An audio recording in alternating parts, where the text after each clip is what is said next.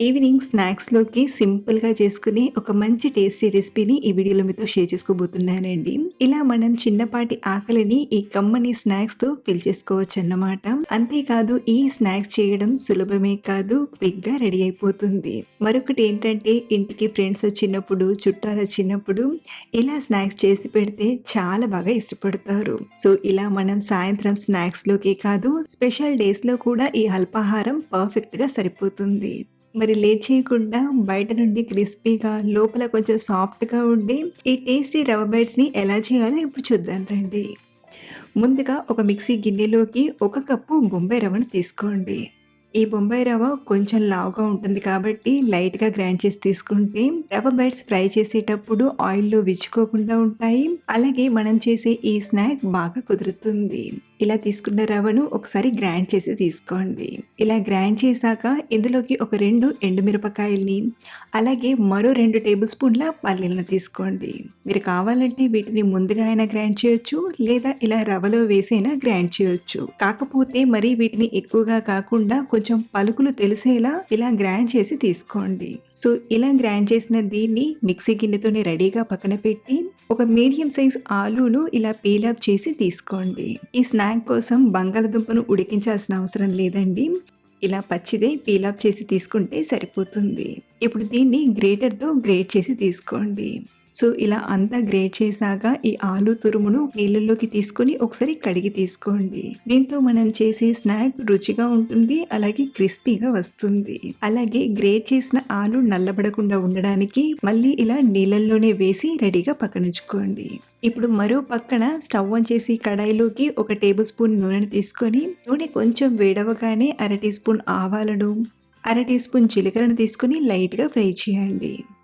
ఇవి కాస్త వేగాక ఇందులోకి సన్నగా తరిగిన 1, 2 పచ్చిమిరపకాయ ముక్కల్ని, అలాగే 1/2 టీ స్పూన్ ఫ్రెష్‌గా దంచిన అల్లం వెల్లుల్లి పేస్ట్‌ని తీసుకొని ఫ్రై చేయండి. ఇవి కూడా ఇలా కొంచెం ఫ్రై అయ్యాక ఇందులోకి ఒక పావు కప్పు గ్రేట్ చేసిన క్యారెట్ తురుమును తీసుకోండి. మీరు కావాలంటే క్యారెట్ తురుమును స్కిప్ చేసేయచ్చండి. అలాగే ఇదే టైంలో మనం గ్రేట్ చేసిన పొటాటోని ఇలా తీసుకొని నీళ్లు మొత్తం పిండేసి కడాయిలోకి తీసుకోండి. ఇలాగే గ్రేట్ చేసిన పొటాటో మొత్తం నీళ్ళన్నీ పిండేస్తూ తీసుకొని దీన్ని ఒక 2-3 నిమిషాలు బాగా ఫ్రై చేయండి. ఇలా ఫ్రై చేస్తూ ఉండగానే ఆలు తురుము, క్యారెట్ తురుము సగం వరకు ఉడికిపోతుంది. ఇలా చక్కగా ఫ్రై చేశాక ఇప్పుడు ఇందులోకి మనం ఏ కప్పుతో అయితే రవ్వను తీసుకున్నామో అదే కప్పు కొలతతో ఒక 2 కప్పుల నీళ్ళను తీసుకోండి. ఈ క్వాంటిటీ వాటర్ కరెక్ట్‌గా సరిపోతాయి. ఇప్పుడు ఇందులోకి పావు టీ స్పూన్ పసుపుని, రుచికి సరిపడా ఉప్పుని, 1 టీ స్పూన్ ధనియాల పొడిని, 1 టీ స్పూన్ చాట్ మసాలా పొడిని తీసుకోండి. మీ దగ్గర చాట్ మసాలా పొడి లేకపోతే 1 టీ స్పూన్ నిమ్మరసాన్ని పిండైనా తీసుకోవచ్చు. సో, ఇలా తీసుకునే వీటిని అంతా కలిసేలా ఒకసారి బాగా కలిపి మరగబెట్టండి. నీళ్ళు ఇలా చక్కగా మరుగుతున్నప్పుడు ఇప్పుడు ఇందులోకి మనం గ్రైండ్ చేసి పెట్టిన రవ్వను ఒక చేత్తో వేస్తూ మరో చేత్తో బాగా కలపండి. దీంతో ఉండలు కట్టకుండా నీళ్ళల్లో రవ్వ అనేది చక్కగా కలిసిపోతుంది. ఇలా బాగా కలిపాక ఇది కొంచెం ముద్ద కట్టేంత వరకు మంటను లో ఫ్లేమ్‌లోనే పెట్టి ఇలా కలుపుతూ ఒక 2-3 నిమిషాలు ఉడకబెట్టండి. దీంతో ఇందులో ఉన్న ఎక్స్ట్రా తడంతా తగ్గిపోయి ఒక పిండి ముద్దలా వస్తుంది. ఇదిలా కొంచెం గట్టిపడ్డాక ఇప్పుడు స్టవ్ ఆఫ్ చేసేసి మూత పెట్టి ఒక 5-10 నిమిషాలు పక్కన పెట్టండి. ఈలోగా రవ్వ అనేది కొంచెం చల్లబడి ఇంకాస్త గట్టిపడుతుంది. మళ్ళీ 5-10 నిమిషాల తర్వాత చూపిస్తున్నానండి. చూడండి, కాస్త గట్టిపడింది కదా. ఇప్పుడు దీన్ని పక్కకు తీసుకొని ఇందులోనే కొంచెం తరిగిన కొత్తిమీర ఆకును తీసుకోండి. అలాగే ఈ రవ్వ బైట్స్ అనేవి అతుక్కోకుండా కరకరలాడుతూ రావడానికి ఒక 2 టేబుల్ స్పూన్ల బియ్యపు పిండిని కూడా తీసుకొని బాగా కలపండి. మీరు ఇలా బియ్యపు పిండిని తీసుకొని కలిపేటప్పుడు పిండి మరీ గట్టిగా అనిపిస్తే లైట్‌గా నీళ్ళను చల్లి కలపండి. లేదా స్టిక్కీగా అనిపిస్తే ఎక్స్ట్రాగా మరో 2 టేబుల్ స్పూన్ల బియ్యపు పిండిని తీసుకొని కలపొచ్చు. మొత్తానికి మనకు పిండి అనేది ఇలా చపాతీ పిండిలా ఇలా సాఫ్ట్‌గా రావాలి. ఇలా కలిపాక ఇప్పుడు చేతికి కొంచెం వాటర్‌ని గానీ, లేదా ఆయిల్‌ని గానీ అప్లై చేసుకుంటూ కొంచెం కొంచెం పిండి ముద్దను తీసుకొని రౌండ్‌గా చేయండి.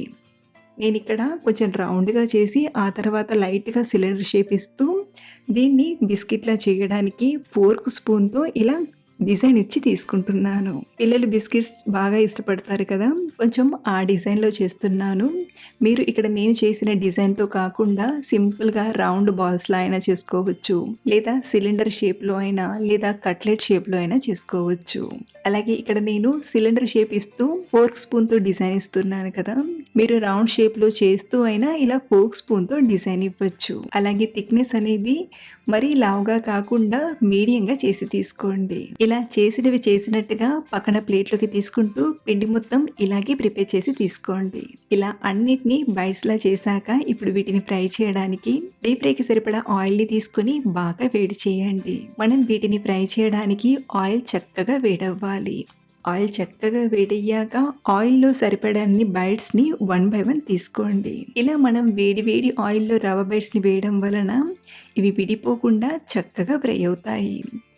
ఇలా ఆయిల్‌లో సరిపడన్ని తీసుకున్నాక మంటను మీడియం ఫ్లేమ్‌లో పెట్టి వీటిని మీడియం ఫ్లేమ్‌లోనే బాగా ఫ్రై చేయండి. ఇలా ఫ్రై చేయడం వలన ఈ బైట్స్ లోపలి వరకు బాగా ఫ్రై అయ్యి మంచి టేస్టీగా ఉంటాయి. ఇలా మధ్య మధ్యలో టర్న్ చేస్తూ బాగా ఫ్రై చేయండి. ఇవి బయట నుండి కొంచెం క్రిస్పీగా వచ్చి కలర్ చేంజ్ అయ్యాక ఆయిల్ నుండి తీసుకోవడమే. ఇలాగే మిగిలిన బైట్స్ అన్నీ ఫ్రై చేసి తీసుకోవడమే.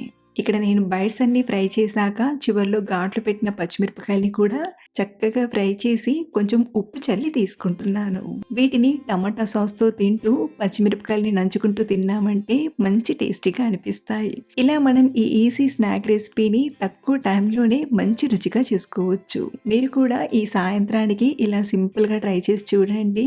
చాలా బాగా ఇష్టపడతారు. అలాగే మీరు ట్రై చేశాక మీకు ఎలా వచ్చాయో కింద కామెంట్‌లో చెప్పడం మర్చిపోవద్దు. మరిన్ని టేస్టీ అండ్ సింపుల్ రెసిపీస్ కోసం మన ఛానల్‌ని ఫాలో అవ్వండి.